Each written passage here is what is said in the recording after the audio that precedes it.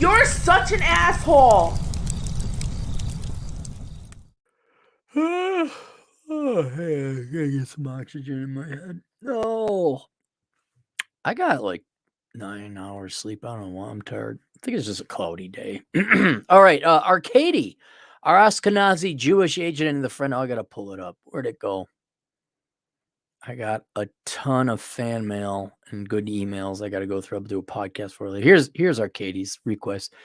He sent in a request, and for the first time, it isn't some deep dive philosophical thing where I got to go and do a ton of research. So here it is. Hi, Aaron. I hope you are enjoying your time off. Please add the following question to your after the break queue for a video response.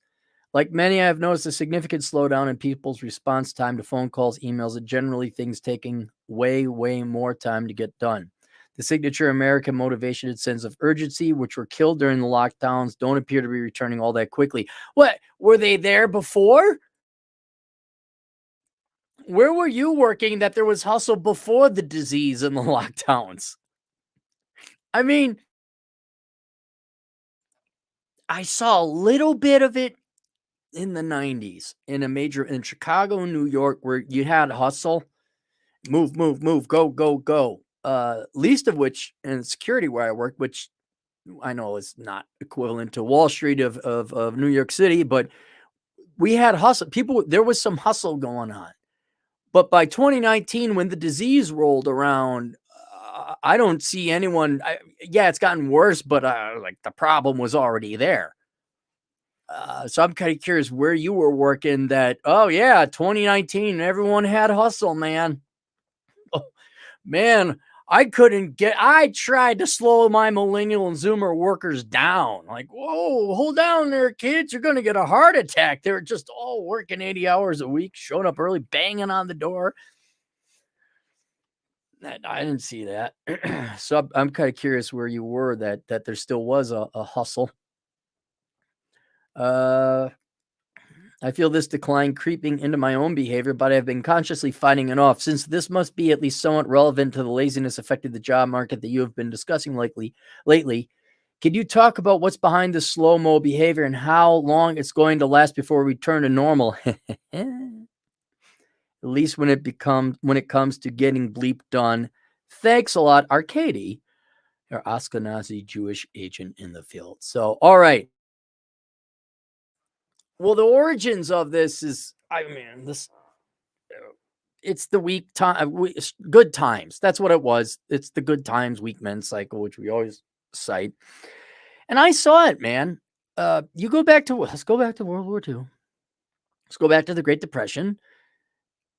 They forced their kids had to work. If you were lucky enough to have work, they were starving. There was no food. People actually tightened their belts. And so those kids were brought up under no soft circumstances. They were not spoiled. They were not pampered. And then you had the greatest generation ever. It is not coincidence. They went through hard times. They worked incredibly hard and had the booming 40s through the 60s. The pinnacle, which it will be the pinnacle, albeit not technological pinnacle. It'll be the economic and cultural pinnacle of Western civilization. Then what happened? They spoiled their kids rotten. The boomers, you all think that the millennials with their woke BS and their crazy hair colors, I guess it's more Zoomers now. Go look at the hippies. It's the same thing. Go look at my generation. We were like the original goth people, emo kids, wearing nylons on our arms. It's just been getting worse and worse and worse and worse. And somebody else also had this observation. It's an observation I made. I'm glad someone saw it. But you're like, well, shouldn't the boomers have been the bad times and then Gen X? It should have, but here we got economics playing the role, world's reserve currency. We've now are coming up on 4 generations of weak people, where each successive generation has had life put on progressively easier and easier mode. So the boomers, they had everything handed to them. And yeah, I'm trying to think. But that's where I was going. It was paid for with cash. Their lives were paid for with cash because their parents worked hard. Boomers borrowed the money. They didn't make their great times in the 80s. Oh my God, I cannot emphasize how great Ronald Reagan was. Collapse of the Soviet Empire. I said, well, we don't have the cash. We're going to borrow the money and spoil our kids. And my generation, and I'd throw the millennials in there, they're spoiled rotten. Now Gen X, because we're divorce time. Fetch yourself a scotch with lemon and lime. We were a little roughened, so that's why we're probably not as bad as the other generations. Though certainly not all that good. We got bounced around with a little bit of bad times. Ask us about the Volcker recession. But it was borrowed money. And now Gen X, the millennials, were relying on printed money and government money to spoil whatever, unfortunately, even weaker generation that's coming along. And so now with the disease, especially where it was Trump, and the stimmy checks with printed money, a lot of these kids, young men, young women, adults, they're not sure. This is like 4 generations of weak to the 4th power. And it's getting worse and worse and worse. There's not been the hard times to reset it. And so that's where not showing up on time, not showing up at all. Look, now let's also, in fairness to the millennials and the Zoomers, corporate America and employers and boomers and Gen Xers are not exactly the best. They're actually scum. And I went through the financial crisis, and that's where you saw just the boomers had no ethics. Employers have no ethics. So there's legitimate reason for the Great Resignation. There's a legitimate reason. I'm like, I'm not showing up. Oh my God, I can't find employees. Pay more. Whoa. How about you tell the truth about what the job duties are? Whoa, hold on now. We're boomers. We need to lie and screw everyone over. And Gen X is kind of that way too. So let's also admit, let's not put it solely on those darn young kids. All right. But it's not exactly like that. The cat's out of the bag. And it's very interesting that now that the internet is here, and I can't sing his praises enough, Josh Fluke is exposing all these corporate people, very similar to Arcade, you're about my age, I imagine. Remember how confused we were about girls in the 80s and the 90s? Same confusion about employers. Like we thought, oh man, they're in their 40s. They got gray hair. They must know what they're doing. Now we got the internet. Now we realize, no, you're all lying sacks of crap. I can't use that. I want this to get out there. I cannot come up with words scathing enough to describe the evil, vile disgustingness of boomer bosses and people have been heading up corporate American employers today. Right? But now that we got the internet, now these, like how young men are throwing their hat, like, no, I'm done throwing in the towel. I'm not even going to start dating. I'm playing my video games and jerking off to the prawn. The same people like, nope, we're not doing it. The light has been shown. The Wizard of Oz, we appeared behind the curtain. And people are like, I'm not working for $14 an hour for no training. Like you show up, I can't live on that. I'm not going to go and get bachelor's required, master's preferred to work at $20 an hour because you got a fancy Fortune 500 name. So there's also that preventing people from showing up, period, and being timely and punctual. But the quality and caliber to the 4th power is very poor. It's very low. So they have no incentive. They have no desire. And now an increasing, because the boomers are mercifully leaving the labor market. Thank God. The last vestiges of absolutely toxic food we ate before is finally in the lower intestinal tracts of the American labor economy. And you boomers are finally being shat out, never to be seen again, flushed down the toilet of death. Now you have Gen X with their woke and diversity politics. I'm sure that's an improvement. But it's not, we didn't raise a short answer. The jobs aren't that great. The reputation for employers is horrible. It's been exposed. There's no incentive. And the quality and caliber of the labor market has perpetually decreased and become lower quality, completely unreliable. So that's how we got it. I think that was your question. Can you talk about what's behind the slow-mo behavior? Yeah. No one wanted a parent. No one wanted to instill a work ethic in their children. Moms forever in America had to go work their career. And they outsourced their children. No one raised their damn kids. And more importantly than raising is disciplining and holding your kids to a standard so that you might prepare them for the real world. Not only because most fathers are ballless sacks of wonder here in the United States, but we've outsourced the raising of children to the schools in the state. Also, mommy and daddy could have a Range Rover and a pickup truck with truck nuts in their houses in the suburbs, and they could pay off their ridiculously stupid master's degrees. Kids were a consumer item. And instead of, like, you've seen, like, how people, like, don't potty train their dogs. They don't raise their dogs right, and the dogs have a bunch of misbehaving problems, least of which is defecating and urinating in the house. And they always, oh, he's got a bladder issue. No, you didn't raise them right. Same thing with, not one American parent today prepared their children for the real world. And now that's the labor, this latest generation to hit the labor. That's it. Millennials are slowly, finally starting to wake up. Starting to realize just how much the parents and professors and teachers lied to them. They'll still vote Democrat, even though everyone lied to them was a Democrat. Because socialism, D. By the way, link below is how not to become a millennial. But that's it. How come people aren't work? Where did it come from? Well, you put this video game called Work Ethic on easy mode, and we gave everyone stimmy checks. And another key difference between the World War II generation and the generations we got now is World War II had the threat of death via starvation and poverty and hunger and homelessness. Scary. If you got that's what scared me. The Minnesota cold and the poverty and the lack of food. Legit, down from 147 down to 118 pounds. Where'd you get your work ethic? Fear of death. Pain.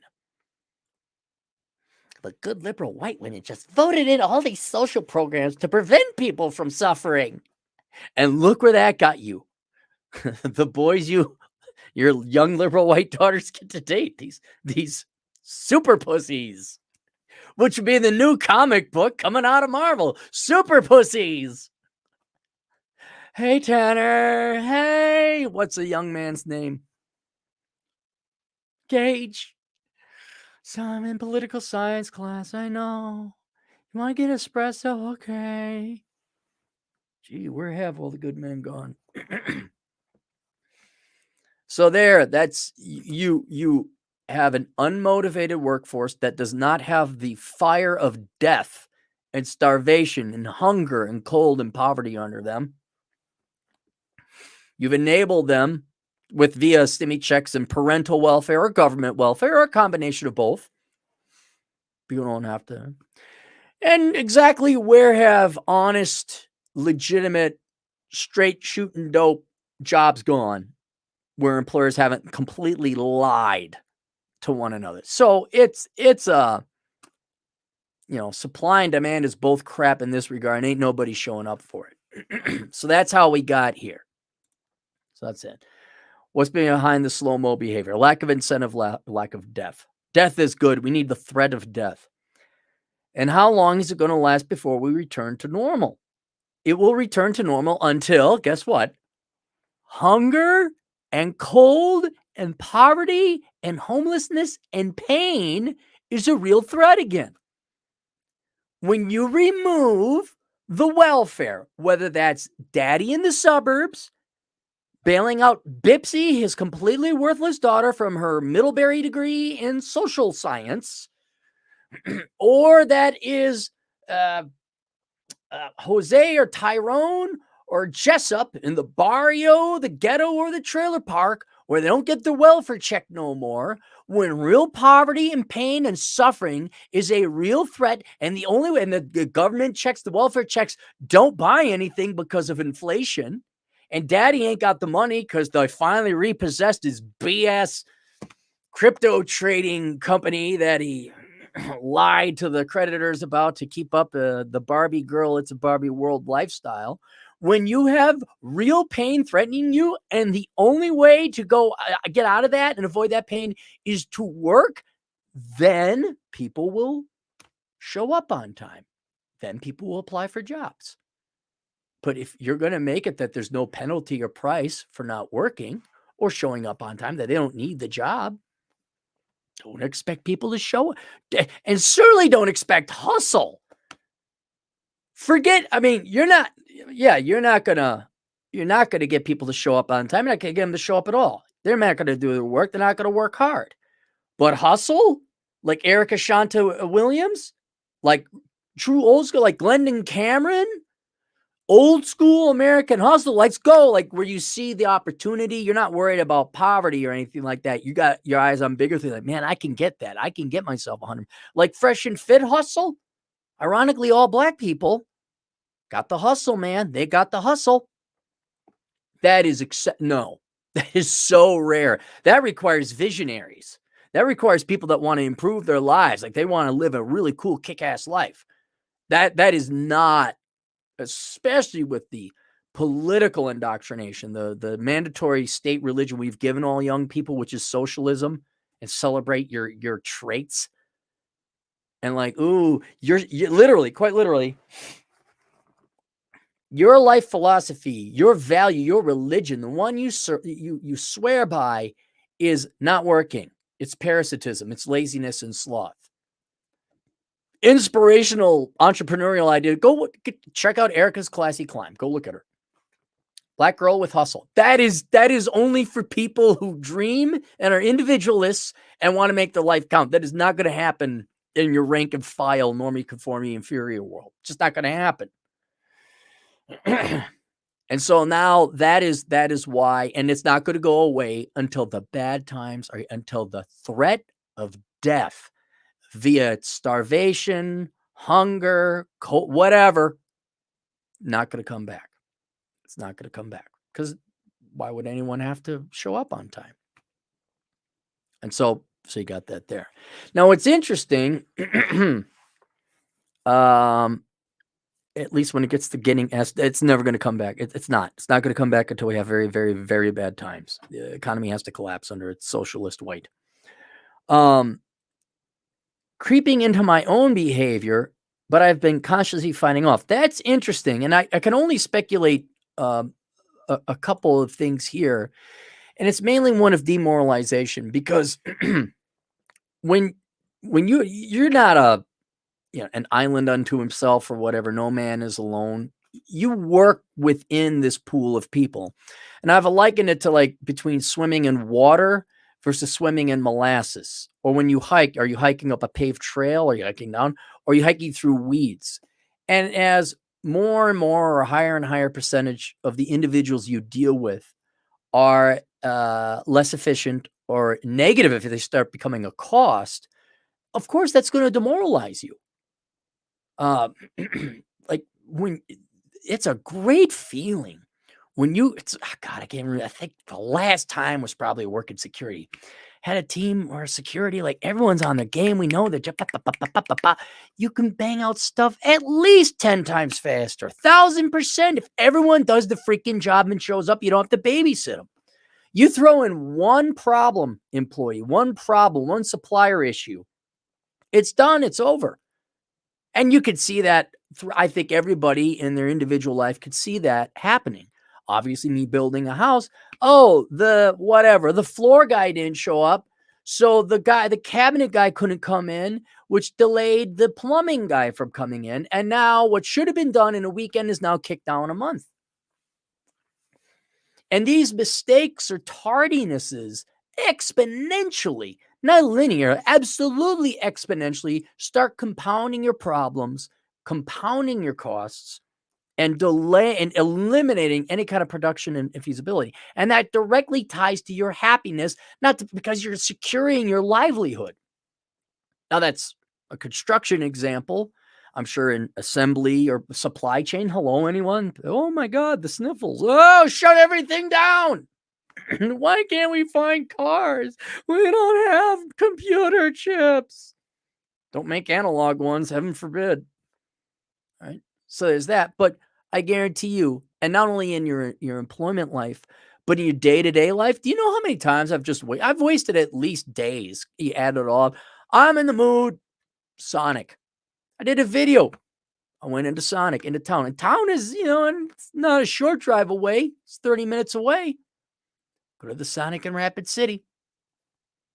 And I'm looking forward to my milkshake with the small M&Ms. Chocolate milkshake, small M&Ms. Pull up. Oh, we're out of ice cream. What? What? Why are you open? Why do you? So it's not only some stupid idiot didn't get the ice cream to Sonic, some moron on top of it decided to keep the open sign open. And it is that death by 1,000 cuts. I'd say 1,000,000 inefficiencies, 1,000,000 F-ups. That is where you're getting demoralized. Not obviously at work. I need my TPS report, and Karen didn't show up for work that day. You don't have your TPS report. Everything shuts down. The lack of reliability, consistency, responsibility, and punctuality is just not there. That basic things to make the economic machine go are not there. But then you on the consumer side, so you're an employee and you're on the production side. Now you go and try and consume. Oh God, you can't buy anything. No, you can't get that. Can I get that? No. Go to whatever, the home store, whether it's Menards or Home Depot. Oh yeah, no, we don't have that. Ordering things that come in, they're broken. They're missing parts. That taxes you and demoralizes you.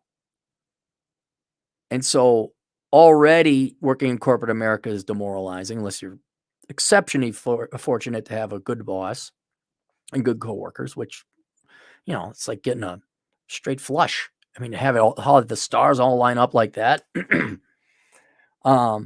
But then the new blood that's coming in. Oh God, you're just babysitting. There's no efficiency. You're not even getting to your work. You're just dealing with fires and putting out fire. I even estimated at least 70% of American work is just wasted down the hole because we're replacing and fixing up people's mistakes. Everyone looks at taxes and education or things like that to get the economy, interest rates, to get the economy booming. Dude, we could double our standards of living if people just stopped making mistakes. People showed up on time. Our Social Security problem could be funded in full. We could pay off our national debt if we just stopped making as many mistakes. Our economic production would go through the roof. Costs would go drastically. We'd so fight inflation. But getting back to it, so not only is it dealing with incompetence, entering your workforce and dealing with mistakes, you got to deal with woke politics. That's demoralizing. And then when you get home, your free time, you can't rely on society to function on it. That's also demoralizing. So overall, I could totally see yeah, man, why bother? It's kind of rare now. I go to a restaurant, eat at home a lot. Friends like, where should we go to food? I'm like, we're going to eat here. Why? Because we get the food here. You go to that restaurant, you could sit there for hours and they'll still not have their food ready. And they'll give you the wrong thing. Gas a lot. Oh, it's Putin and like, yeah, but don't forget American stupidity and inefficiency, globally speaking, though, too. Don't for a second think this is just Americans. We might be the leaders in this regard, but the rest of the world's getting pretty dumb. And your costs go up. And Whitey's on the move. That's an inside joke. So yeah, I could see you're probably, I'm guessing, I'm just guessing, but you're kind of tired of it. I'm like, I'm not going to go. This is why I go hiking. I go motorcycle riding. And heaven help me if I got it. Oh, what? Go watch my video about O'Reilly's Auto Parts. O'Reilly's gave me 3 wrong bulbs. 3 of the wrong bulbs for my motorcycle. Finally got the right bulb the 4th time. Had to go to Walmart to get it. It shouldn't take me half a day and like $50 in light bulbs to fix 1 blinking bulb. But that's our economy today. And yeah, you kind of get demoralized. You get pretty demoralized. And so in your particular case, honestly, I'd become self-employed if you can. This is going to be one of the main tenets of my next book, which probably come out next year, but I might start writing it now. It's going to be an addendum, an update to Bachelor Pad Economics, because the economy is changing, where the traditional formal economy is no longer economically efficient. It's not worth participating in. Ranging from everything, you have to have a master's degree to work here, to when I get there, everyone's functionally an idiot and incompetent and nothing gets done. It's not worth it. On an economic level, it's not worth your time. You're more efficient being self-employed, but also from a sanity perspective. But you really are going to have to become insular and have so little has only the minimum and critical interaction with the rest of the economy. Integrate yourself only as required with the rest of the economy. But otherwise, for your own sanity, and forget even money, it's not even about the money anymore.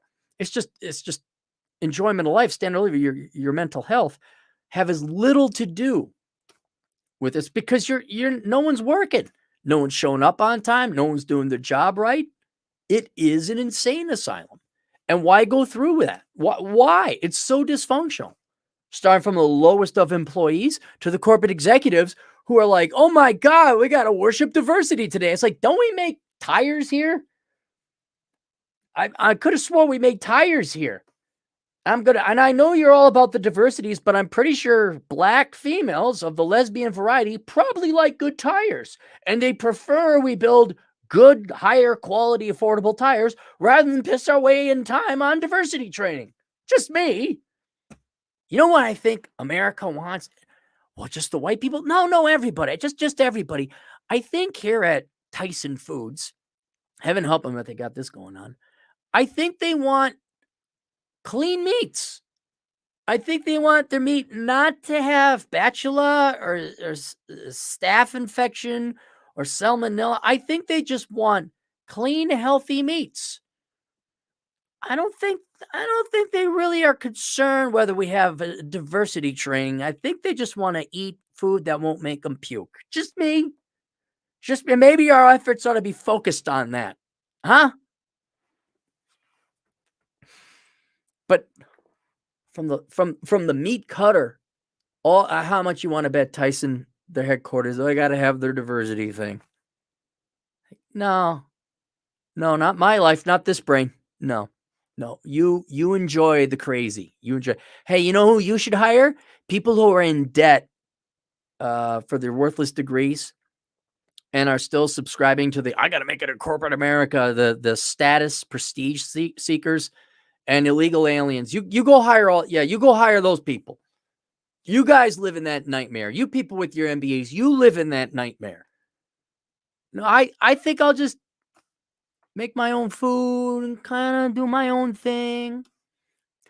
Oh, Pacific Energy, they don't have enough energy rolling around to keep on the electricity. That's all right. I got my solar panels. You guys can, but you can sing the praises of Gay Pride Month every June at Pacific Energy. That's fine. I'll just create my own energy.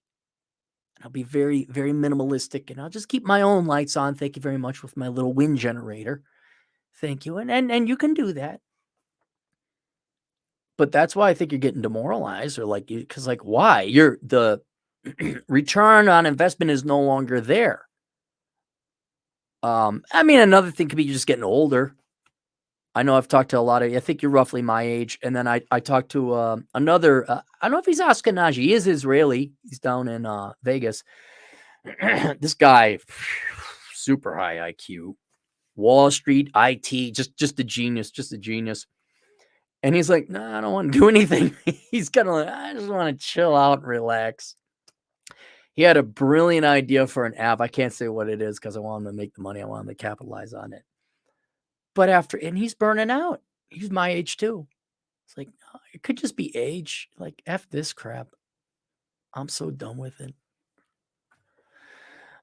So that's what it is. So yeah, there's not a work ethic, and there certainly is no longer a hustle. But the upside of this, the rather thick silver lining, and we've been expounding on this before, is that for those of you that do have hustle and can show up on time, two things. One, you can walk in and kind of find a job and get promoted rather quickly simply because you showed up on time and you did your job. Okay. Yeah, you're gonna have to deal with corporate BS, and you're gonna have to like really make sure that they got their act together. Like, oh, really? Oh, do I interview with HR? No, I don't. Sorry, not interested. Oh, wait. Oh, so we are going to be adults. Okay. Yeah, we don't talk with HR. So you could, employment for now has never been easier. And then entrepreneurship, where you don't have, really, it's untenable to work for most corporations today. It's untenable. Because we could complain about the entry-level people and the young generation, but it's not like the management knows what they're doing either. And so becoming part of the 1099 superior race, Fresh and Fit, Erica Chandwin, Glenn Cameron, many other people that you know.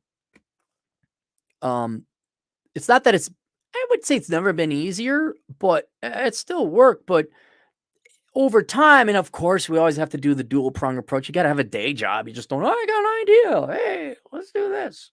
I'm making money, the very next day. It takes some time, but with the incompetence in corporate America, there is huge demand for competence outside corporate America in the form of contractors. And you don't have to deal with the corporate nightmare that is known as corporate America, or bosses, or boomer bosses, or Gen X MBAs. Like, you become a hired gun. Like, I'm a good programmer. I'm a good whatever accountant. Got a CPA sent me a request recently. And that, where you have your little fiefdom, you're in control of everything. You eliminate all the incompetency. You eliminate all the people that you rely on. A company of one. Elkins. You go back, you listen to the Elkins Accounting Hour. Go back, look up, subscribe to the Elkins Accounting Hour. He's broadcasting later today at 6 p.m. Central. A running problem Chad has had for all these years is inefficient clients, unprofessional clients, problem clients. He just gets rid of them, gets rid of them. And now his life is a lot better. He makes good money. Oh, he was making whatever. I don't know what don't quote me on it. He was making $350,000. Now he only makes $210,000. Oh no, what will you do? Going to enjoy life. And so self-employment, that is another thing that this mess presents. Because if you could show up on time and do your job and you're reliable, you could become a contractor, if not an employee outright. It's it's not perfectly analogous because we have the internet and dating apps, but to become a top 20% man today, the standards are so low for men. To become a top 20% man, all you got to do is not be fat.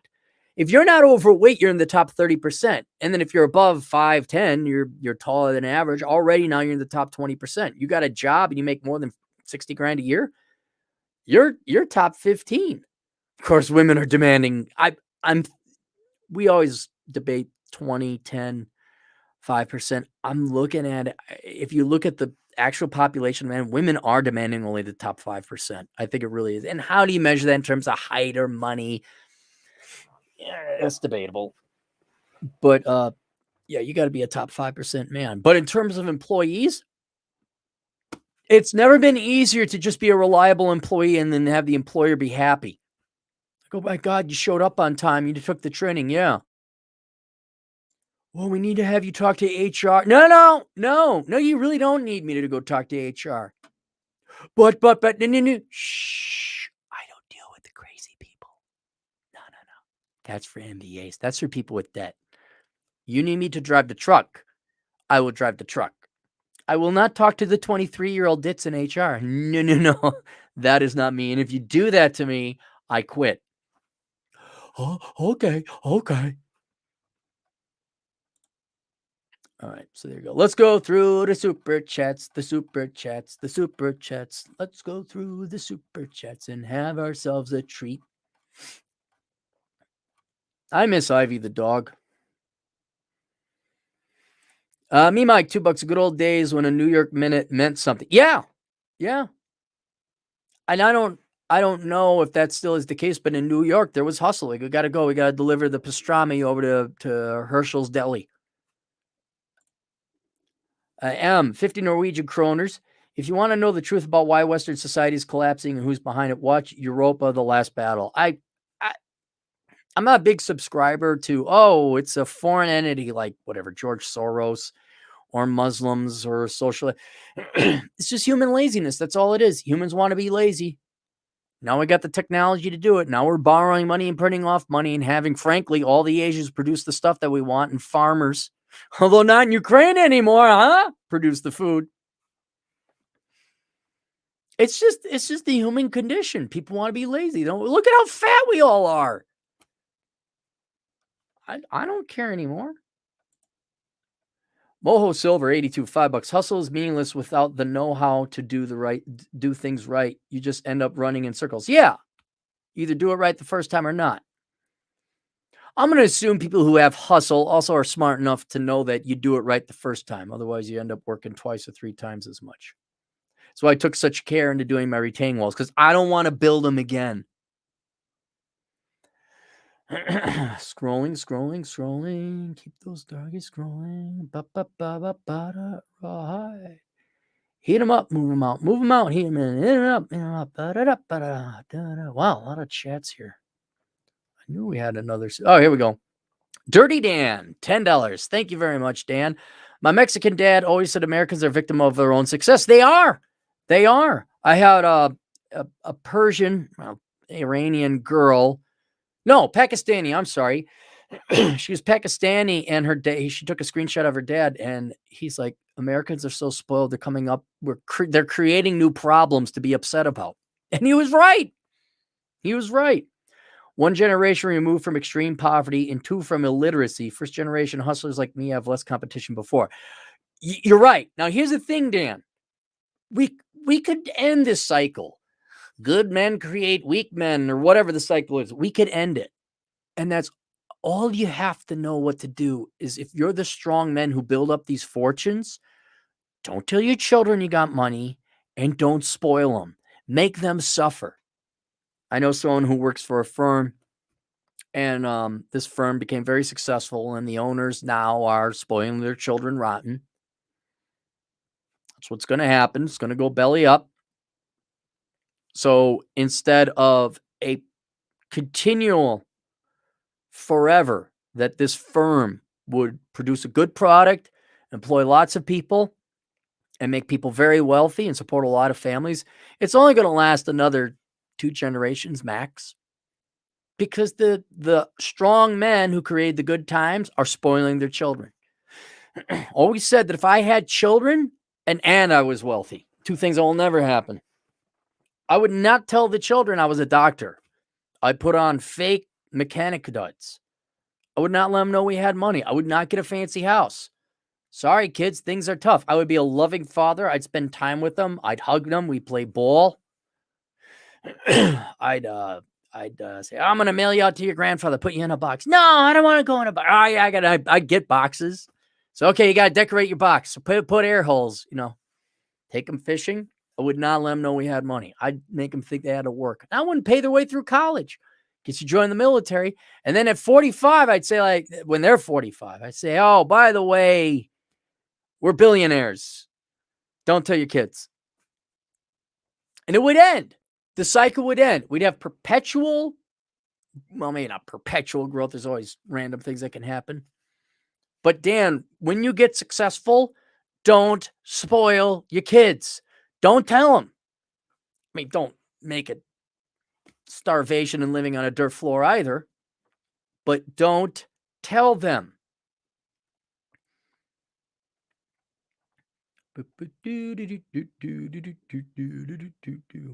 Goth Rocker, $20. And it's not because Goth Rocker gave me $20 that he's the greatest person ever. He's just the greatest person ever who happened to give me $20. It's amazing how close that correlation is between people who donate $20 or more and how great of people they are. I work for a large natural gas utility. You must be in amazing times. We have to take courses, diversity, inclusion, women rights, and sexual harassment, also gender study. These courses and tests take hours to do. I think the Fed is paying the company. Guys, we should just walk away. Here's what we all do. We get our 3-year supply of food, right? We get water cisterns and systems. You get your solar panels. You get some good bikes. You get good tools. And then we all just like, diversity inclusion? Nah. But you have to take it. No, I quit. Find someone else to do this critically vital job. We will. Sure you will. Okay, bye. And all of a sudden there's like, we can't find people to work. Hey, you know what? You should call half the population sexist more. That will really get you to find the workers. Blame them for all of society's problems. That'll get people wanting to show up at work. Goth Rocker, another generous $10. I think the Fed is paying the companies to take these woke courses. It is costing company thousands. Fed's giving tax breaks to force these courses. Fine. Not our problem. It's not us. That's not me. I'm self-employed. I'm out. I'm gone. I'll be a truck driver. I'll work for the railroad. I ain't working at what? Diversity and inclusion? No. No. I'm going to go on them there stimmy checks. Have fun. Me, Mike, $2. You want Aaron? How about Senator tweaking for vote? Is there a young lady doing that? Wasn't there a stripper who's running for Congress and something about, woe is me, I'm a woman? I know that doesn't narrow it down. Alex Patino, a truck driving Latino agent in the field for $5. Talk about the decline. I just saw an article about Rhode Island Senator Tiara Mack tweaking upside down. Okay, yeah, there you go. So it's a state senator. Yeah, geez, Aaron, why are you going to go overseas to look for property? Gee, I have no idea. Mo Silver, $5. Nope. I know stupid people without the know-how, but have hustle, lose everything they had. Yep. You have to know what you're doing. I'm not disagreeing with you, Mo Silver. There's a lot. I guess we would call those posers, the hustlers, but they don't know what they're doing. I'm gonna, what? Trading crypto, bro. Day trading, bro. Well, that's right. I can listen to Turd Fling and Monkey. He came out with a new podcast on Saturday. I can just binge and chill out. Eric Burns, Marsh, $5. But Cappy, Tina and HR needs to know the applicant's favorite color to ensure compatibility with the corporate culture. Could you guys? Maybe not this generation, because there's plenty of you that had kids and you have debts and you have a wife. I wonder what's going to happen in Gen Z. I mean, those men aren't getting married. They're not having kids. And they're certainly not buying stuff they don't need. What's going to happen when you start mandating like, no. I mean, is the day coming HR is going to go away? The fact we have to deal with something as stupid as HR and all this political indoctrination training at your employers, the government and the schools, I could see logically there. Frank Munafo III. $5. Cappy, I work for Asians. No woke BS, no HR. There we go. Now, do you work for Asians in America or do you work for Asians in Asia? Like, do you work for an Asian company? I'd imagine, like Nintendo. You know what they're busy doing? Making really cool games for the Nintendo Switch. That's what they're doing. No woke BS, no HR. $200,000 a year, 30 hours a week. Spend my afternoons hiking and shooting guns. Beautiful. Sounds wonderful. I was talking to a buddy of mine, a nerd buddy of mine. He came out and or we're chatting, and he's like, "Oh, let's go to the nerd store. There's some comic book stores downtown Rapid City." And he was talking about how American comic books, like, known for all the news they get, oh, they turned Spider-Man gay, which they did. No one's reading it. But there's now a huge boom in manga, which is Japanese comic books. And his daughter loves it, and all the kids love it. He enjoys it. He put me on not a manga, but an anime called Girls in Panzers. Just look it up. I'm going to probably go watch it. High school girls where the sport is tank battles. What? But that the Asians will capitalize on it, or foreign countries that don't have this mentally ill cultural illness will make fun games where it's Mario and Luigi and Zelda and Link, and there ain't no politics. You're just having fun. And it's the same thing with the comic books. I bet you the Asians want to make money, and they want to make a good product too, because they want company or client loyalty. Let's go through the super chats. Let's go through the super chats and have ourselves a treat. The Black Blur, $5 here, and you're old. Who's Josie and the Pussycats? Rollo asked me. Is he podcasting right now? Is he picking on me from his show right now? Josie and the Pussycats. Now he's a little older than me, so I'm gonna guess, but I think it was a Hanna-Barbera cartoon in the 60s, which we'll look it up here. I'm going to see if I'm right. But then they made it a movie. So let's take a look at Josie and the Pussycats.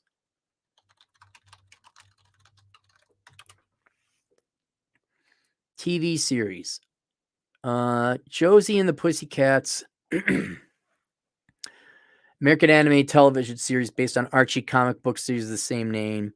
Produced Saturday morning television by Hanna-Barbera. 16 episodes, 70-71. Reminds me of Dune Buggy. Any of you guys old enough to remember Dune Buggy? 1972, the show was conceptualized as Josie and the Pussycats in outer space. 70s. So, yes, that is a cartoon. I think that's the earliest incarnation. And then Josie and the Pussycats was 2001. Who was in it?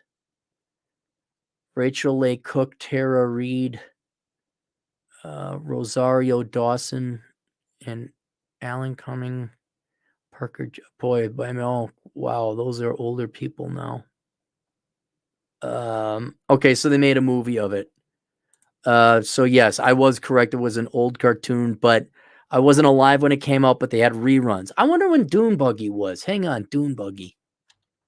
Because I thought that was my favorite one, but it was so rarely on. Probably because in hindsight, it was such a horrible show. They only did like 10. Dune Buggy, Hanna-Barbera. Is that how you spell it? Speed Buggy. I'm sorry. Hanna-Barbera originally aired one season at CBS, 1973. Oh, it aired 3 months. Mel Blanc, Orange Jumping Dune Buggy alongside teenagers David Badu. Lasted one season, 16 episodes. Despite so broadcast 3 big television years, syndication rights series acquired a fan base due to its frequent rotation on American television. Critical response to Speed Buggy was generally positive. Some critics enjoyed its shares and themes with Josie and the Pussycats and Scooby-Doo, Where Are You? So there you go. Let me go back here. How is my Fallout New Vegas Boomer review not monetized? How is a video game review not monetized? All right, me, Mike, $5. I like red because it uber masculine. I would be an eagle because I'm superior to all you beneath me. I navigate conflict by spreading down to inferior coworkers. Are you from the Carlson School of Management? Somewhere in my box, there is, I should be able to look up all the people I went to school with at the Carlson School of Management. Kind of want to look them up. Like, where are you now, kids? M for 10 Norwegian kroners. Not that I say, just says hi. Alex Patino, truck driving Latino agent in the field. For $5, the Funky Phantom, the Galaxy Trio, Herculoids, Captain Simeon, and the Space. Whoa! You're not even that old. Funky Phantom.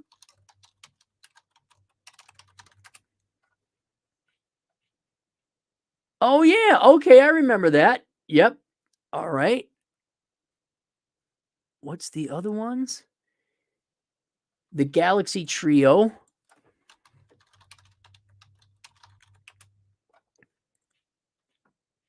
Birdman of the Galaxy Trio. Okay. All right. 67, right? Okay. Wow, this is old school. How do you know about this, Alex? This was way before your time. Captain Simeon. I do remember Captain Caveman, I also remember. Wow. Eric Burns, Marsh, $5. Speaking of Japanese culture, how is the year of no going?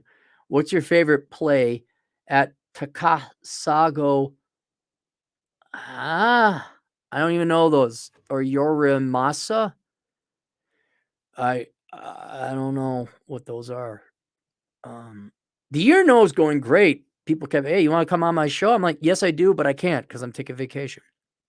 You want to do this? No, I don't. When are you coming? I'm not. Herculoids. All right, now I got to look up Herculoids.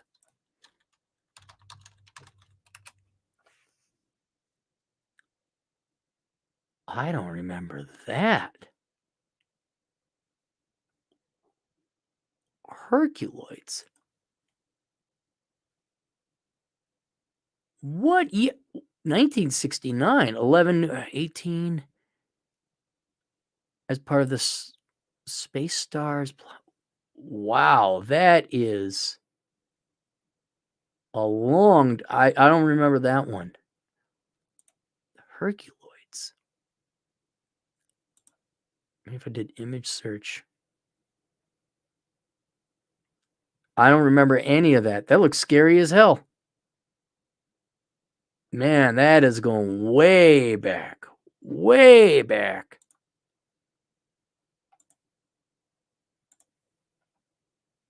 Who is Ted Cassidy?